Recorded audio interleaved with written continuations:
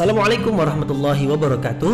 Mari klik subscribe di channel ini dan aktifkan tanda loncengnya untuk mendapatkan update pemberitahuan di video berikutnya.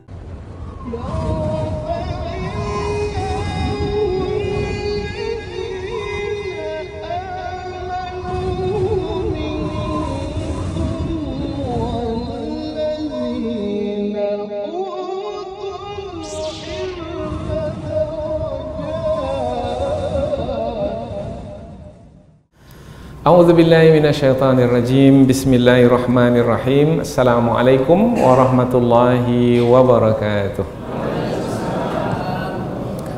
Alhamdulillahirabbil alamin wa bihi nasta'in ala umuri dunya waddin, nasta'inuhu wa nastaghfiruh wa na'udzu billahi min shururi anfusina wa min sayyiati a'malina. فمن يهده الله فلا مضل له ومن يضلل فلا هادي له أشهد أن لا إله إلا الله وحده لا شريك له وأشهد أن محمدا عبده ورسوله لا نبي بعده أما بعد. Kita bersyukur kepada Allah Subhanahu wa taala yang masih melimpahkan rahmat dan nikmatnya. Kita bersyukur dengan ucapan alhamdulillahi rabbil alamin. Segala puji bagi Allah yang mengatur sekalian alam. Kemudian tidak lupa pula bersalawat kepada Rasulullah dengan ucapan Allahumma salli ala sayyidina Muhammad wa ala ali sayyidina Muhammad, dan bersalam kepada Rasulullah dengan mengucapkan assalamu alayka ya Rasulullah. Alhamdulillah kita dapat kembali meneruskan pengajian tafsir ayat-ayat suci Al-Quran yang insyaAllah kita akan teruskan kepada ayat yang ke-13, 14, 15, 16 dan 17. Agak banyak pada kesempatan ini karena ayatnya pendek-pendek. Kemudian dalam satu pembahasan, maka insya Allah dalam 5 ayat yang kita pelajari ini lanjutan dari ayat yang sebelumnya, yaitu apabila ayat yang sebelumnya menerangkan tentang para rasul yang menyampaikan kebenaran kepada kaum mereka, kemudian kaum mereka itu ada yang menolak kebenaran, mengingkari kebenaran, bahkan mereka menentang kebenaran dan menentang para rasul yang membawa kebenaran, bahkan mengancam para rasul yang menyampaikan kebenaran, bahkan mereka menyakiti para rasul sampai ke tahap membunuh para rasul, dan ada para rasul yang dibunuh.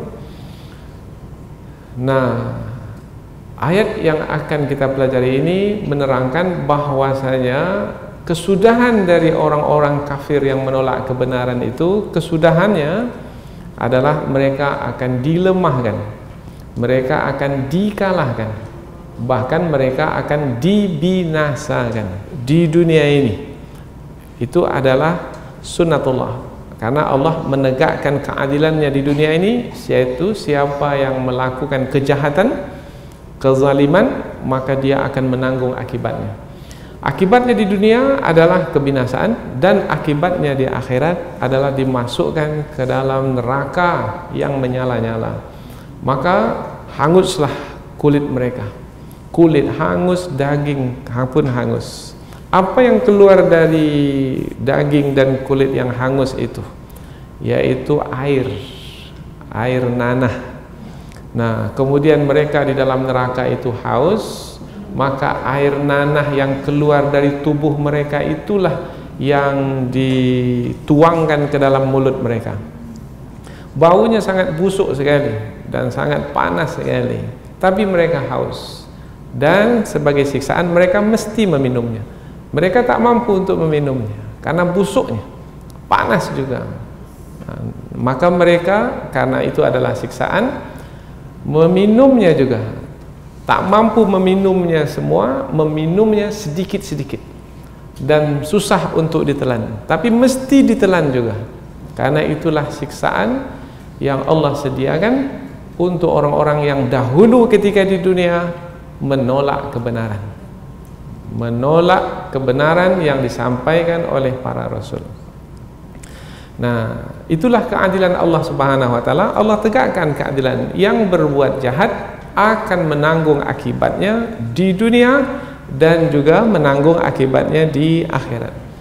Nah, pesan ini disampaikan oleh setiap Rasul, oleh Nabi Adam, Nabi Nuh, Nabi Hud, Nabi Saleh, Nabi Musa, Nabi Muhammad, dan sampai ke hari ini, karena risalah Nabi Muhammad itu dijaga dan dipelihara oleh Allah sampai akhir zaman.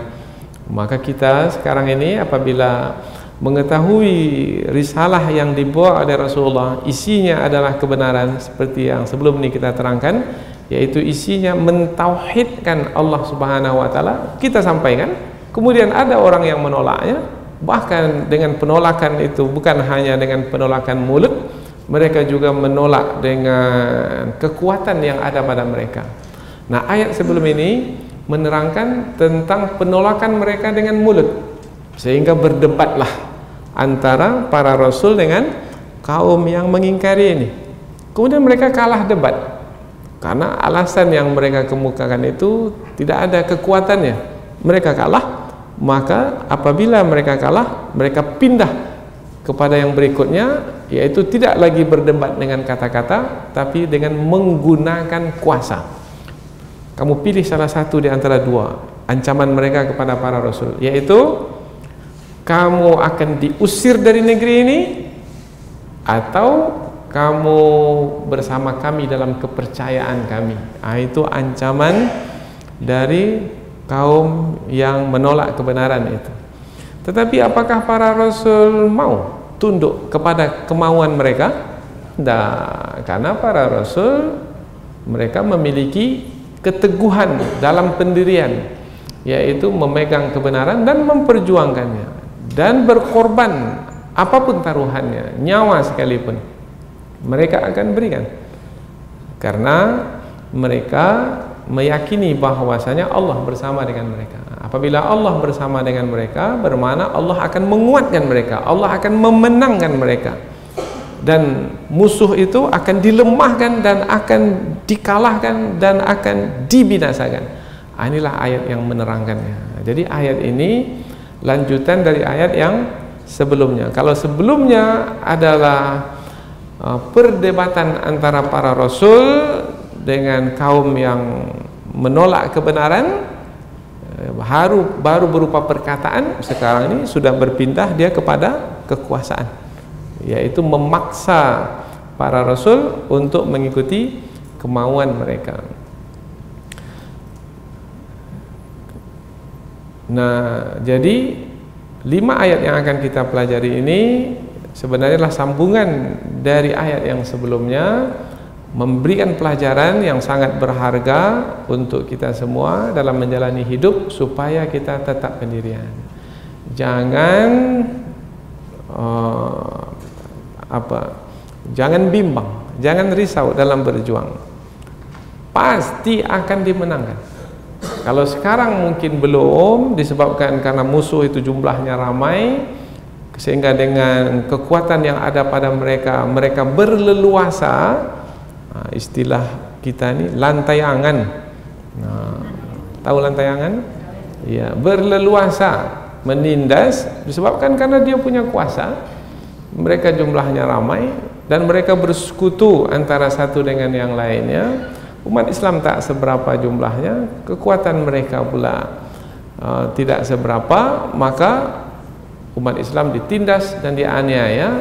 Tetapi ingat bahwasanya itu tidak akan berlaku lama, karena pada akhirnya Allah Subhanahu wa taala akan memberikan kemenangan kepada orang-orang beriman, dan orang-orang kafir itu akan dibinasakan. Mereka celaka di dunia, dengan dibinasakan, dikalahkan di dunia, dan mereka akan celaka di akhirat karena akan dimasukkan ke dalam neraka yang menyala-nyala. Inilah dia 5 ayat yang akan kita pelajari. Ini sebagai muqaddimah, yaitu gambaran awal. 5 ayat ini tentang apa ini? Tentang akibat yang akan ditanggung oleh orang-orang kafir yang menolak kebenaran, yaitu kebenaran yang disampaikan oleh para rasul. Kalau dahulu para rasul, sekarang tak ada lagi para rasul. Siapa sekarang yang menyampaikan kebenaran?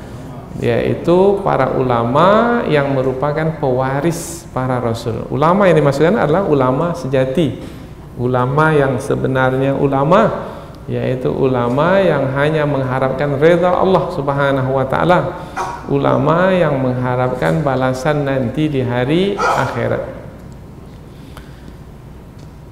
Selanjutnya kita pindah ke tafsir ayat, yaitu penjelasan yang lebih panjang dari ayat, namun kita akan membaca dan menerjemahkannya terlebih dahulu supaya kita lebih dekat dengan kandungan ayat yang akan kita pelajari. Allah berfirman, A'udzubillahi minasyaitonirrajim.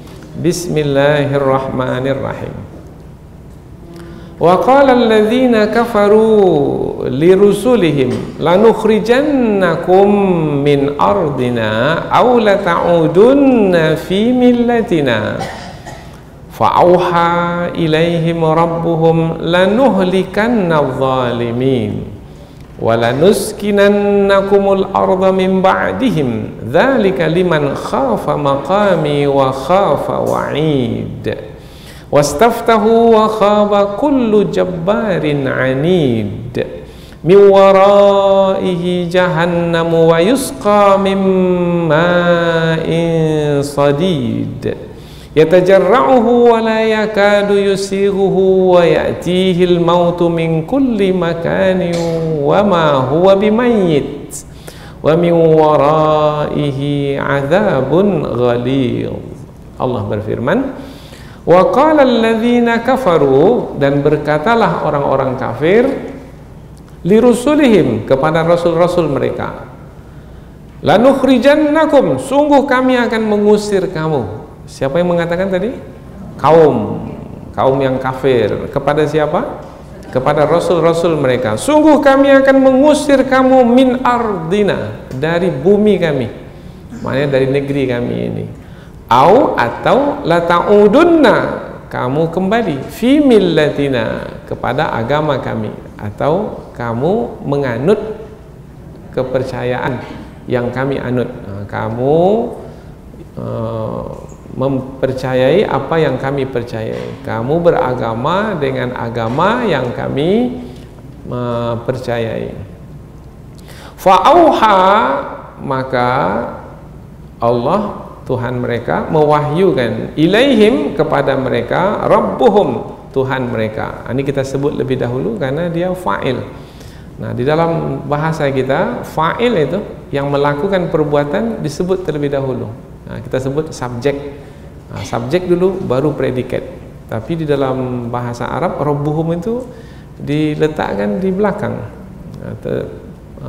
Fi'ilnya disebut lebih dahulu. Maka dalam terjemahan kita sebut rabbuhum auha ilaihim, Tuhan mereka mewahyukan kepada mereka, lanuhlikanna, sungguh kami akan membinasakan adh-dhalimin, orang-orang yang zalim. Nah, jadi Allah mewahyukan. Kalau Allah mewahyukan kepada siapa? Kepada para rasul. Jangan fahami pula kepada orang-orang zalim. Tidak. Allah tak mau bercakap dengan orang-orang yang zalim.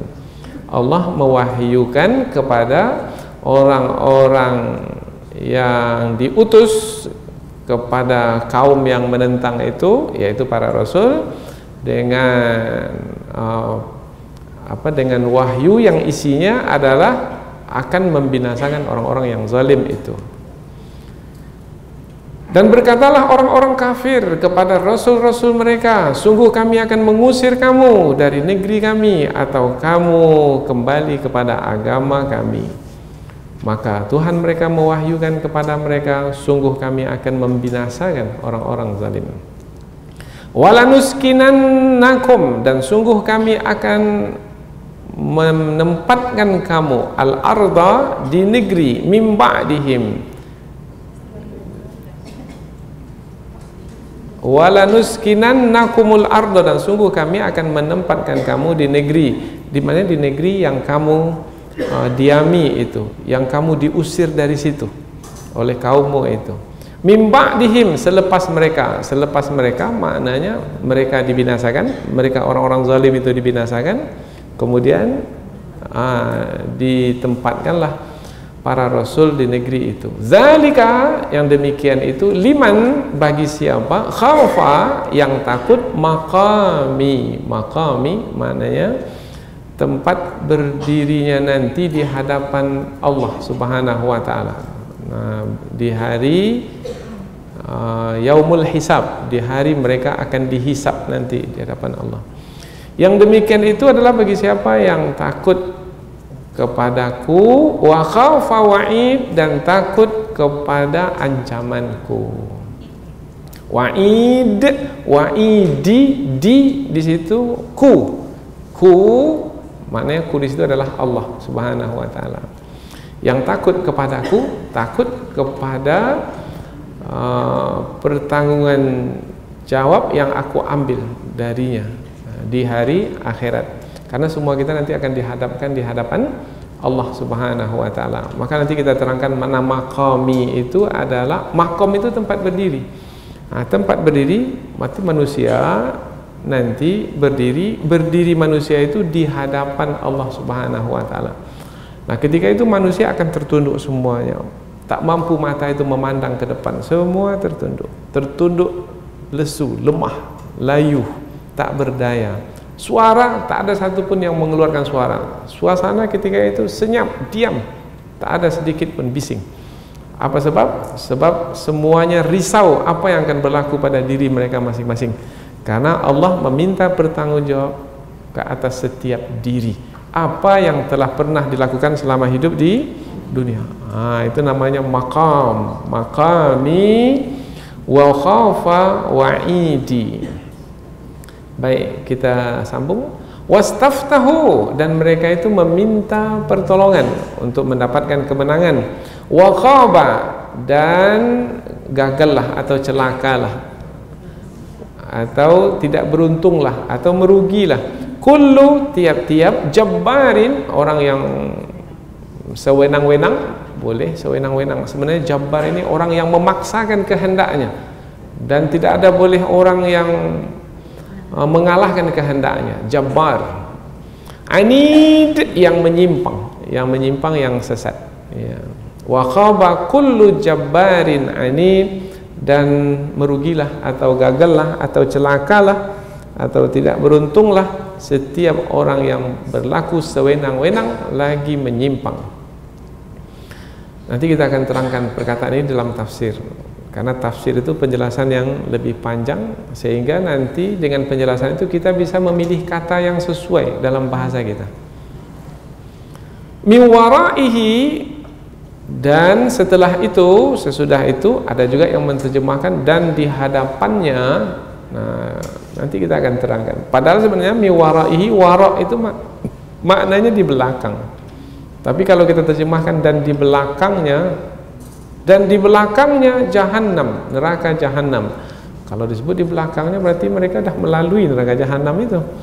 Maka diterjemahkanlah, banyak yang menerjemahkan dan di hadapannya neraka Jahannam. Maknanya dia pergi menuju neraka Jahannam. Wa yusqa, dan dia akan diberi minum min ma, dari air sadid, nanah yang busuk. Dan di hadapan mereka ada neraka Jahannam yang menanti, dan mereka diberi minuman berupa air nanah yang busuk. Yatajarra'uhu, mereka siapa ini? Dia. Nah, dia yang setiap diri yang sewenang-wenang tadi, yang menyimpang tadi, akan meminumnya, akan meminum nanah yang busuk itu sedikit-sedikit, karena tak mampu dia meminum habis semua. Wala yakadu yusighuhu, dan hampir saja dia tidak bisa menelannya. Busuk macam mana mau menelannya?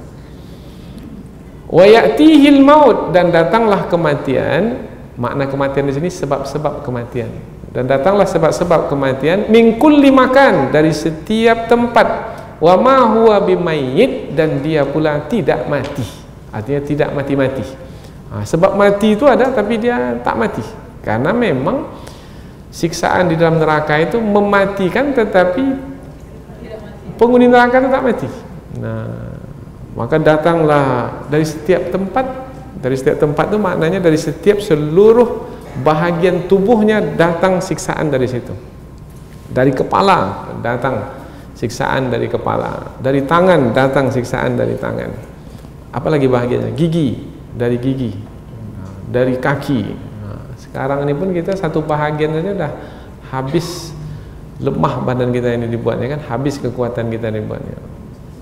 Kepala aja sakit, maka seluruh tubuh pun merasakan sakitnya. Apalagi sebab siksaan itu dari seluruh bahagian tubuh. Ujung ayat, wa min waraihi, dan di hadapannya azabun ghalib, nanti pula azab yang dahsyat, azab yang berat. Ghaliz maknanya tebal sebenarnya, tapi tidak diterjemahkan tebal, tapi diterjemahkan dahsyat, azab yang dahsyat. Seperti apa azab yang dahsyat itu? Payah membayangkannya ya. Karena seringan-ringan azab di dalam api neraka. Apa seringan-ringan azab dalam api neraka? Dalam hadis Nabi, diletakkan bara api di kaki, maka tubuh itu menggelegak sampai ke ubun-ubun. Ubun-ubun yaitu kepala bahagian atas. Itu seringan-ringan azab. Kalau itu seringan azab, berarti azab yang dahsyat seperti apa? Tak terbayangkan. Apabila angin neraka itu berhembus, maka dia akan melelehkan kulit dan daging.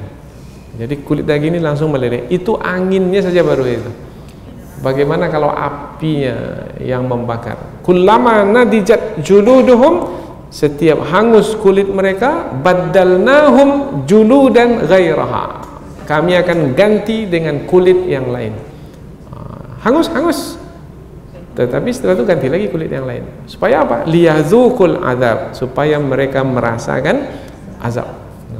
Kalau di dunia mungkin terbakar, hangus, setelah itu habis, sudah berakhir. Tetapi kalau di akhirat, di dalam neraka, enggak, hangus, diciptakan balik tubuhnya itu, hangus lagi, diciptakan lagi. Sampai kapan? Selama-lamanya. Kalau memang ia adalah orang-orang kafir. Ayat ini kan cerita tentang orang kafir, maka mereka akan kekal di dalam neraka selama-lamanya. Maka membuat kita menjadi takut. Membuat kita menjadi takut. Ayat seperti ini disebut ayat peringatan namanya. Ayat yang mengingatkan kita supaya jangan sekali-kali menolak kebenaran. Baik, kita baca sekali lagi terjemahannya saja dari awal. Selepas itu kita buat kesimpulan. Setelah itu baru kita pindah ke tafsir ayat. Dan orang-orang kafir telah berkata kepada rasul-rasul mereka, sungguh kami akan mengusirmu dari negeri kami, atau kamu kembali dalam agama kami. Maka Tuhan mereka mewahyukan kepada mereka, sungguh kami akan membinasakan orang-orang yang zalim, dan sungguh kami akan menempatkan kamu di negeri kamu yang dari situ kamu diusir oleh orang-orang yang zalim itu. Kami akan menempatkan kamu di negeri itu selepas mereka dibinasakan. Yang sedemikian itu adalah bagi orang yang takut kepadaku dan yang takut kepada janjiku. Begitulah kira-kira terjemahan kita. Khaufa maqami, takut kepadaku yang meminta pertanggungjawab, yang meminta pertanggungjawab daripadamu, dan juga yang takut kepada janjiku. Janji di sini ancaman ya, ancamanku, yaitu apabila menolak kebenaran maka akan disiksa. Nah, siksaan akan diberlakukan kepada yang menolak kebenaran. Nah, yang takut kepada ancaman Allah dan takut nanti kepada hari ketika dihisab di hadapan Allah Subhanahu wa taala, maka orang yang seperti itu akan dimenangkan oleh Allah. Wastaftahu, mereka meminta untuk mendapatkan pertolongan, kemenangan, maka Allah berikan pertolongan dan kemenangan. Dan tiap-tiap orang yang berlaku sewenang-wenang lagi menyimpang akan dikalahkan. Dan di hadapannya ada neraka jahanam, dan dia diberi, dan di hadapannya ada neraka jahanam, dan dia diberi minum dari air nanah dia meminumnya dan hampir saja dia tidak menelannya. Hampir saja tidak menelannya. Berarti menelan atau tidak? Menelan. Hampir saja tidak menelannya. Berarti dia menelannya. Ya. Dan sebab-sebab kematian itu datang dari setiap tempat dari tubuhnya, dan dia tidak juga mati, dan di hadapannya azab yang dahsyat. Jadi 5 ayat yang akan kita pelajari ini adalah tentang akibat dari kekufuran. Apabila seseorang itu menolak kebenaran, bermakna dia memilih kekufuran. Umpamanya kekufurannya adalah kemusyrikan yang diwarisi dari orang tua dan nenek moyang, seperti penyembahan berhala umpamanya. Sementara yang disampaikan oleh para rasul adalah mentauhidkan Allah. Nah, yang disampaikan oleh para rasul itu ditolak. Kemudian mereka tetap menyekutukan Allah. Maka orang yang menyekutukan Allah, yang menolak kebenaran yang disampaikan oleh para rasul, maka mereka itu kesudahannya adalah dibinasakan di dunia ini dan dimasukkan ke dalam neraka di akhirat nanti. Meskipun mereka di dunia ini kuat, perkasa, kemudian mereka mampu untuk mengusir orang-orang beriman, bahkan menganiaya, menindas orang-orang beriman, tetapi itu tidak berlangsung lama. Sampai masanya Allah akan memberikan kemenangan kepada orang-orang beriman, dan mereka orang-orang kafir itu akan dikalahkan dan akan dibinasakan. Dan itu adalah sunnatullah yang diberlakukan sepanjang masa dari dahulu. Dari semenjak Nabi Nuh alaihi salam dahulu. Bagaimana nasib kaum Nabi Nuh yang menolak kekufuran, yang menolak kebenaran? Bagaimana kesudahan mereka? Dibenamkan di dalam banjir besar, yang air itu keluar dari perut bumi dan juga dari langit. Tak ada tempat lari. Sampai anak Nabi Nuh akan lari ke puncak gunung untuk menyelamatkan diri, puncak gunung itu pun tenggelam. Tak ada yang bisa selamat. La asimal yauma min amrillah. Tak ada siapa yang selamat dari ketetapan Allah pada hari ini. Ketetapan Allah itu adalah siksaan yang sudah Allah tetapkan. Begitu juga pada masa Nabi Ibrahim alaihissalam. Siapa yang menolak kebenaran pada masa Nabi Ibrahim? Raja yang zalim pada masa itu. Dan orang-orang yang mengikutinya. Siapa namanya? Namruz. Bagaimana kesudahannya? Dia disiksa oleh Allah. Oh, dia perkasa karena dia berkuasa lama, tetapi masuk serangga kecil aja ke dalam hidungnya, dan serangga itu tidak keluar selama 200 tahun. Dia memukul-mukul kepalanya, hidungnya, supaya serangga itu keluar. Serangga itu pula tak keluar-keluar, karena memang serangga itu adalah tentara dari tentara Allah untuk menyiksanya. Mengapa 200 tahun? Karena selama 200 tahun Namruz itu menyiksa orang-orang yang beriman. Nah, itu adalah sunnatullah. Pada masa Nabi Musa, siapa pula raja yang berkuasa pada masa Nabi Musa? Yang berlaku sewenang-wenang juga, Jabbar, anid, menyimpang, tak mau menerima kebenaran. Nah, kalau pada masa Nabi Ibrahim Namruz, pada masa Nabi Musa Fir'aun, bagaimana kesudahan Fir'aun dan orang-orang yang mengikutinya? Dibenamkan oleh Allah dalam laut, ditenggelamkan di dalam laut. Kemudian juga pada masa Nabi Muhammad, siapa yang menolak dakwah Nabi Muhammad di Mekah? Kafir Quraisy pun juga dibinasakan oleh Allah Subhanahu wa taala. Mereka dikalahkan dalam perang.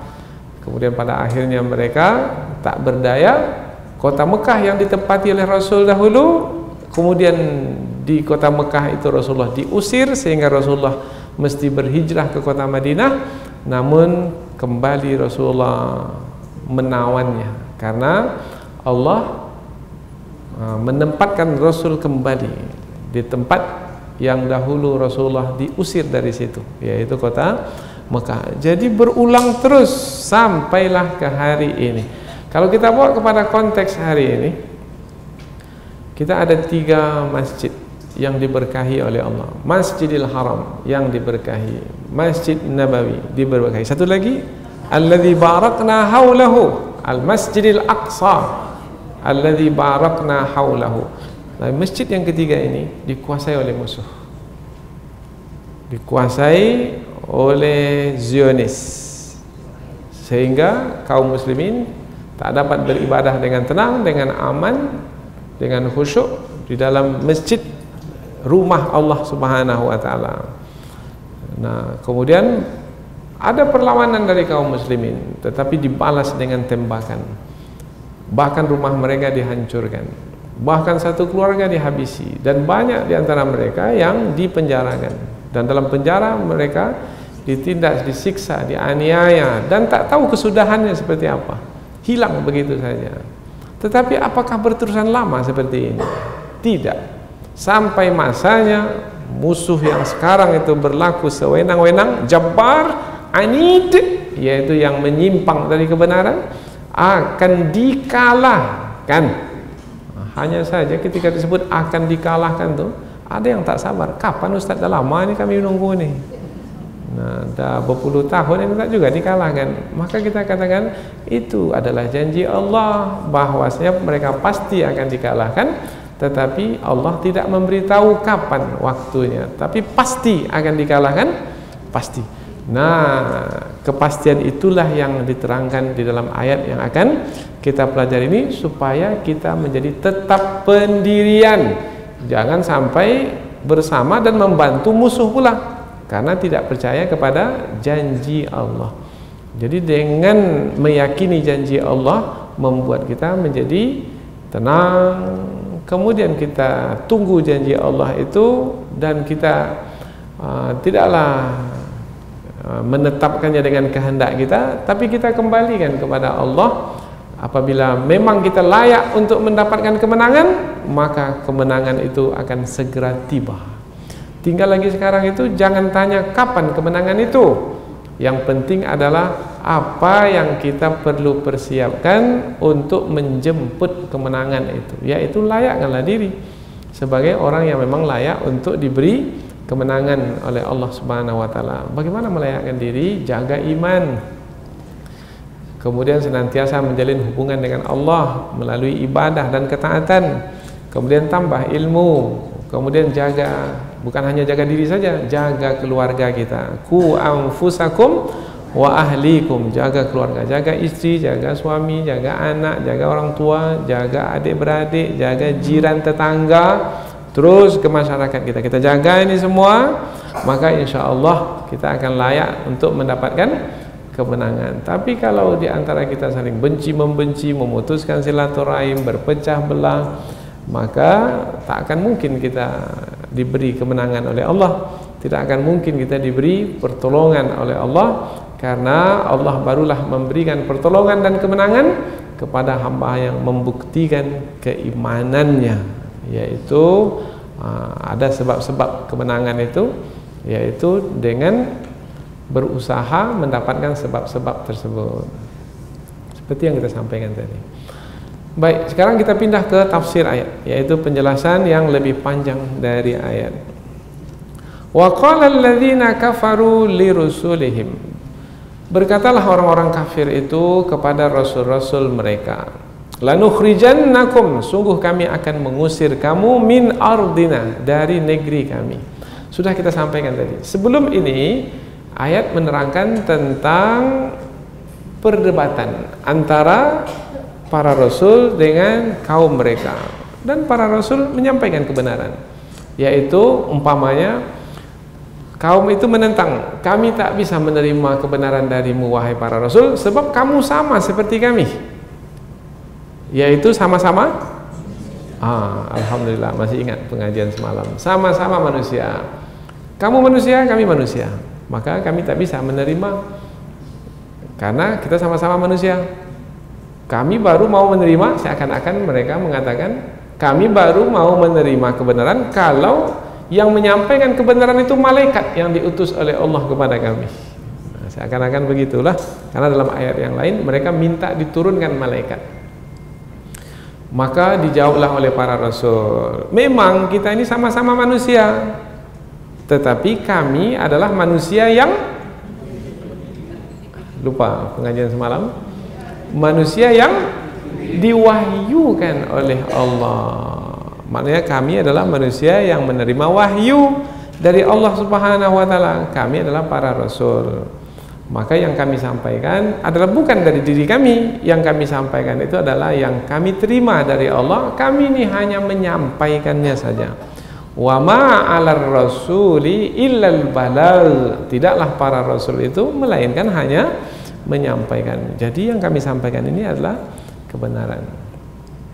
Kemudian setiap para rasul itu ada mukjizat. Nah, kaum ini menantang para rasul. Kalau memang yang kamu adalah rasul yang diutus, mana mukjizat yang membuktikan kamu seorang rasul? Maka para rasul pun mengatakan, kami apabila dikaruniakan mukjizat oleh Allah, itu adalah dengan izin Allah, dengan kehendak Allah. Bukan kami yang minta, bukan karena kamu minta kemudian kami meminta, enggak. Tetapi yang menentukannya itu adalah Allah Subhanahu wa taala, dan memang setiap rasul itu diberi mukjizat sebagai bukti kerasulannya. Nah, para rasul ini menyampaikan kepada kaumnya bahwasanya kamu minta supaya kami memperlihatkan mukjizat, tapi jawaban kami adalah kami tidak bisa memberikan mukjizat atau memperlihatkan mukjizat itu karena mukjizat itu adalah karunia dari Allah, dan Allah memberikannya kepada siapa yang Dia kehendaki dengan izinnya, dengan kehendaknya. Itu disampaikan oleh para rasul. Maka kaum ini tak bisa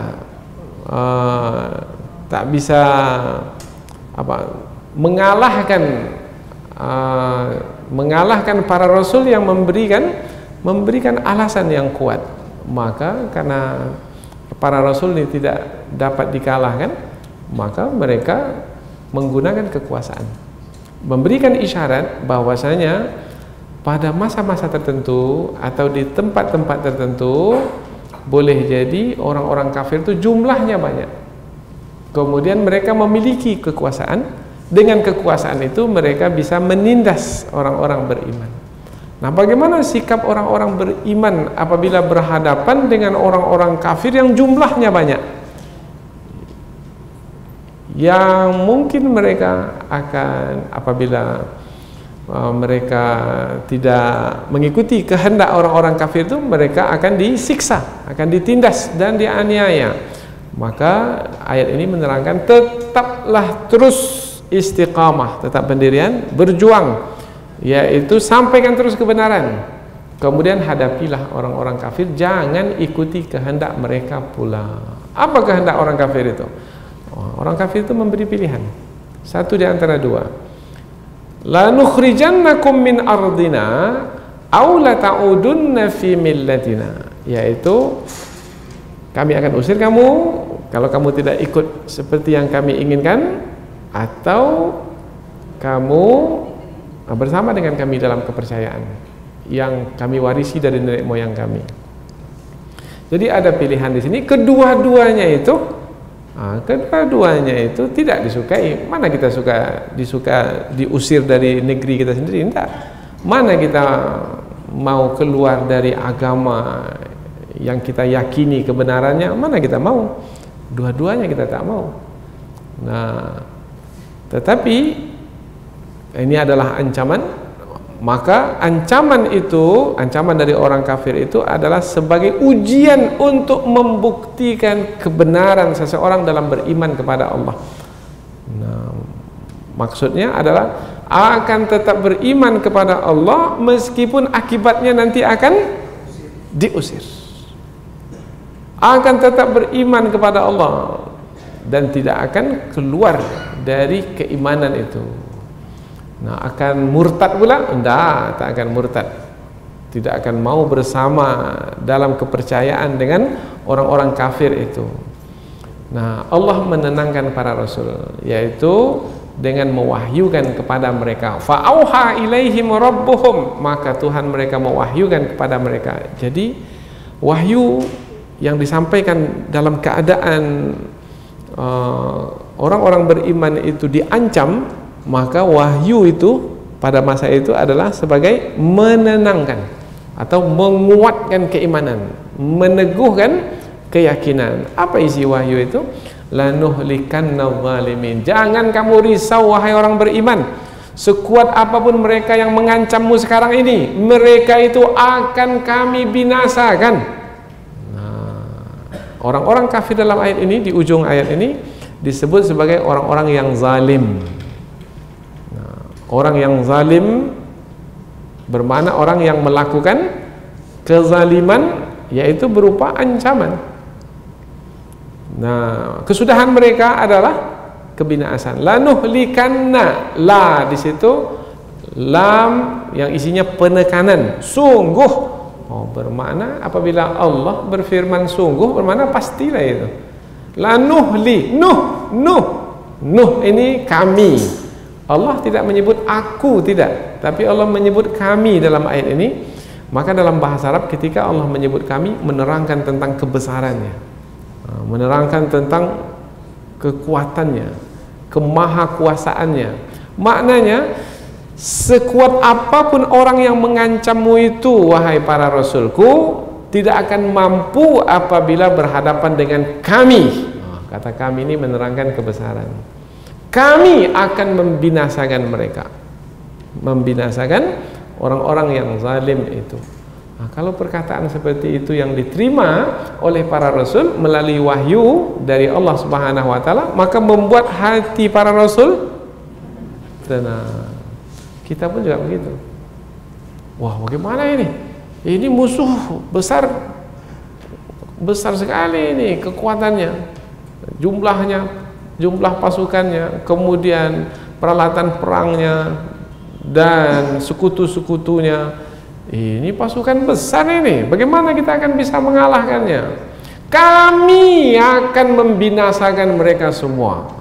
Bagaimana kalau terdengar oleh kita wahyu itu yang disampaikan oleh para rasul?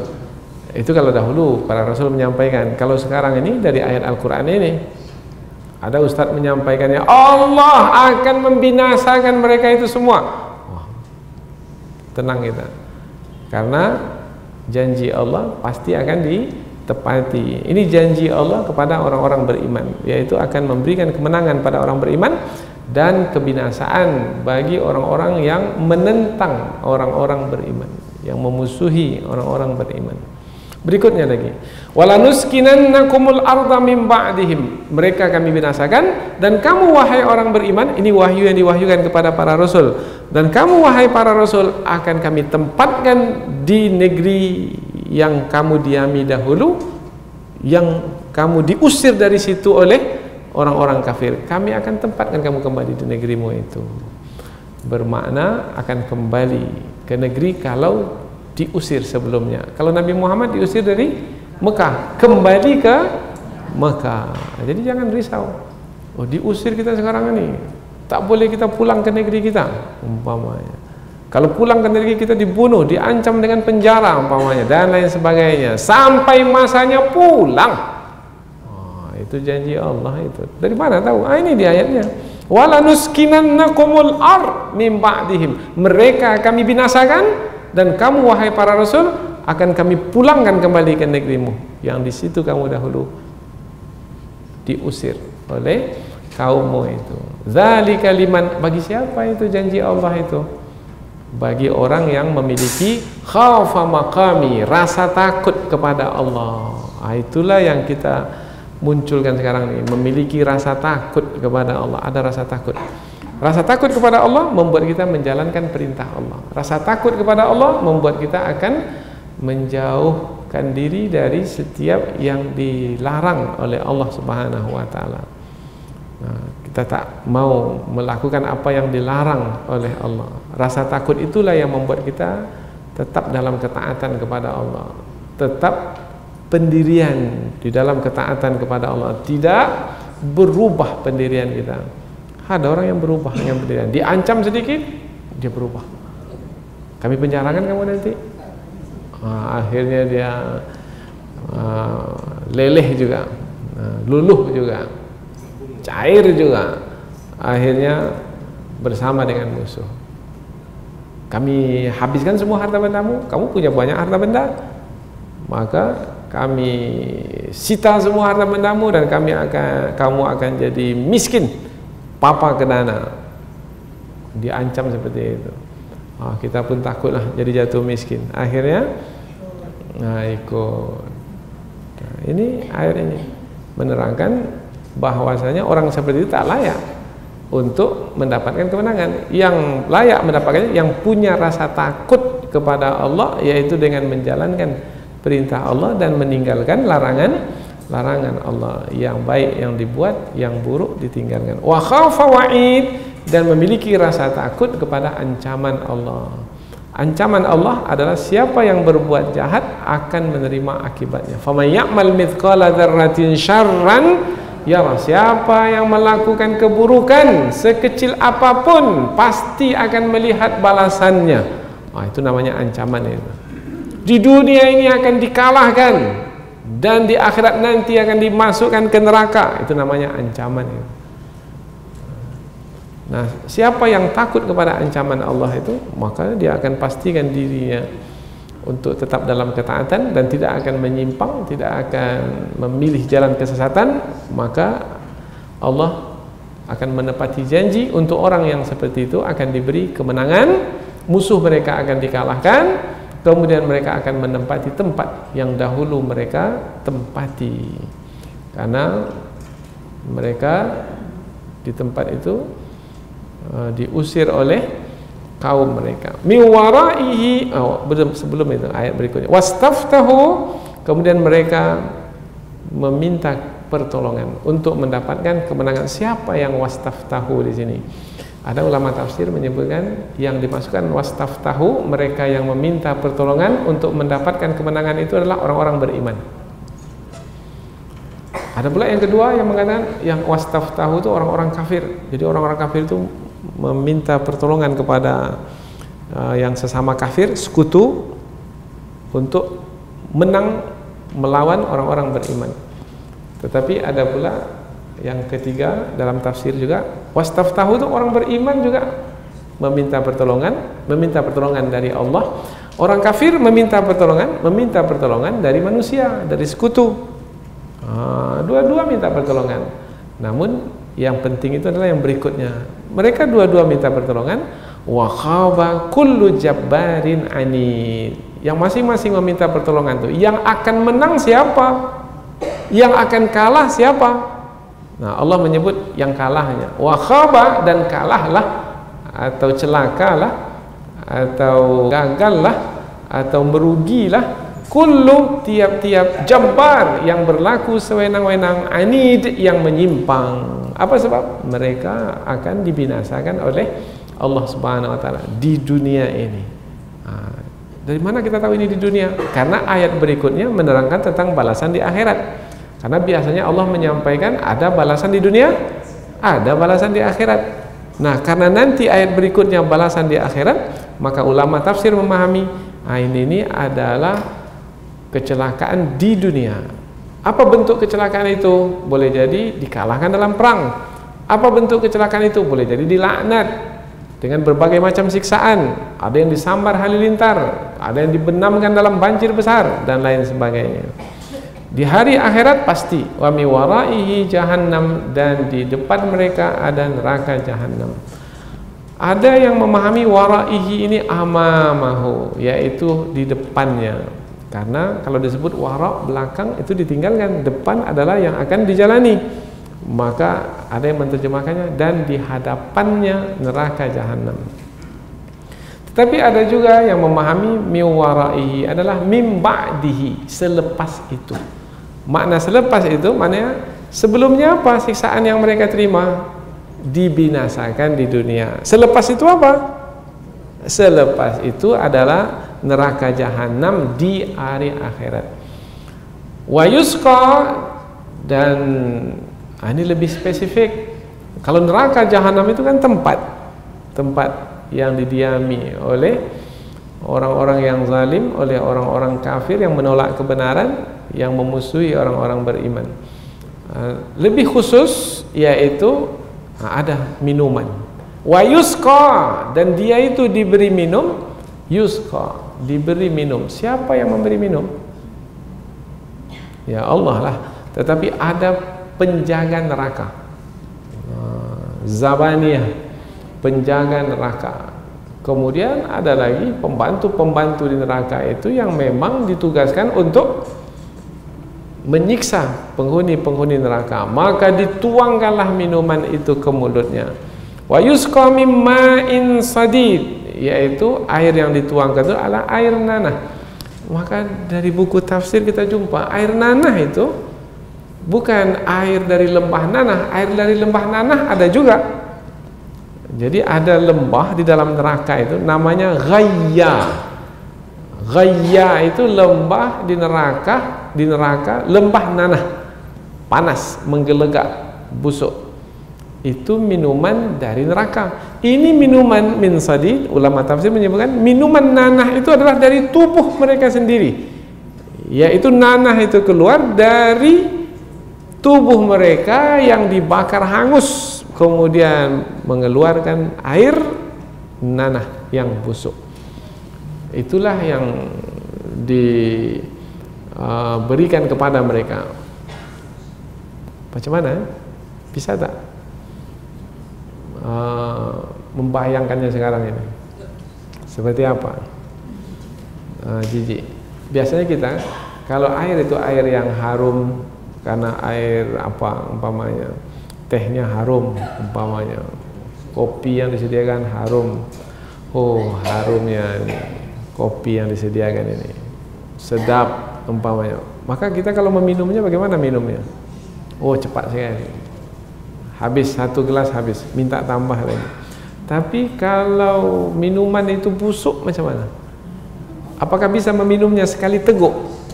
Enggak. Untuk menerangkan minum yang seteguk-seteguk, sedikit-sedikit, Allah menggunakan kata yatajarra'uhu. Jadi kata tajarra' itu jur'ah maknanya sedikit-sedikit. Mengapa digunakan kata sedikit-sedikit? Karena minuman itu busuk dan tak mampu diminum sekaligus banyak. Enggak, biasanya yang diminum sekaligus banyak itu minuman yang sedap. Ini minuman yang busuk, maka tak mampu untuk meminumnya banyak, sedikit-sedikit, tapi mesti diminum juga. Menolaknya. Biasanya kalau minuman itu baunya, biasanya obat lah. Kalau baunya tak sedap, biasanya meminumnya juga. Kalau anak-anak bagaimana cara meminumnya itu? Ditutupnya hidungnya dulu, mau minum juga. Kalau bukanlah karena obat, tak mau dia minum.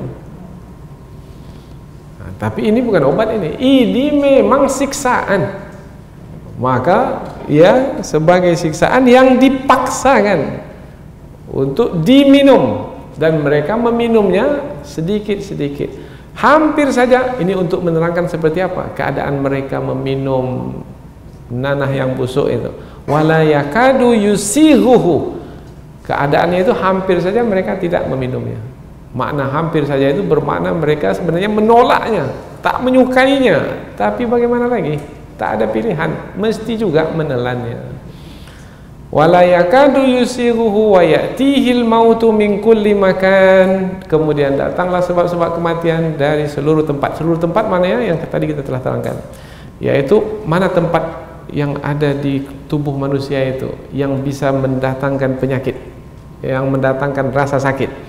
Umpamanya penyakit di kepala, mendatangkan rasa sakit di kepala. Bisa penyakit kepala itu mematikan, bisa. Penyakit apa lagi yang mematikan? Penyakit jantung umpamanya, penyakit apa sajalah yang ada di tubuh ini. Biasanya apabila ada kanker umpamanya yang mematikan, maka dia akan datang dari mana? Dari mana-mana. Sebab-sebab kematian itu dari seluruh tubuh datangnya untuk mematikan. Tetapi apakah penghuni neraka itu akan mati? Anda. Maka dalam ayat yang lain, tidak mati, la yamutu fiha wa la yahya. Penghuni neraka itu la yamut, tidak mati, wa la yahya, tidak hidup. Kalau tak mati tak hidup, bagaimana ya? Ini untuk menerangkan, dikatakan hidup tidak, dikatakan mati pun tidak. Maknanya keadaannya itu sangat sengsara sekali. Kalau kita sangat sengsara sekali, akan mengatakan kalau macam ini mati jelas saya lagi nih. Maknanya dikatakan hidup, tidak menikmati kehidupan, dikatakan mati, tidak pula. Maka untuk menerangkan itu, la yamutu fiha wala yahya. Dalam ayat ini bentuknya pula lain pula, yaitu wa ya'tihil mautu min kulli makan, datanglah sebab-sebab kematian dari seluruh tempat yang ada pada tubuhnya, bahagian-bahagian tubuhnya. Wa ma huwa bimayyit, dan dia tidaklah mati, karena penghuni neraka hidup di dalam neraka menanggung siksa. Wa mi waraihi adzabun ghalidz, dan di depannya ada azab yang lebih dahsyat. Oh, maknanya tadi sudah dahsyat, sekarang ada lagi menanti azab yang lebih dahsyat. Oh, berarti akan berterusanlah menerima azab yang dahsyat untuk selama-lamanya, akibat dari menolak kebenaran. Maka wahai manusia yang memiliki akal fikiran, gunakanlah akal fikiran, yaitu jangan sampai hanya karena kepentingan dunia yang sesaat pada masa sekarang ini menolak kebenaran, tak mau menerima kebenaran, karena nanti akan menanggung deritanya di dalam neraka selama-lamanya. Dan terlebih-lebih lagi, jangan menentang orang yang menyampaikan kebenaran, menolak kebenaran, kemudian menentang orang yang menyampaikan kebenaran, memusuhi orang yang menyampaikan kebenaran, bahkan menindas, menganiaya, bahkan sampai kepada membunuh orang yang menyampaikan kebenaran. Kamu akan dikalahkan di dunia ini pasti, dan juga di akhirat nanti neraka jahanam menantimu.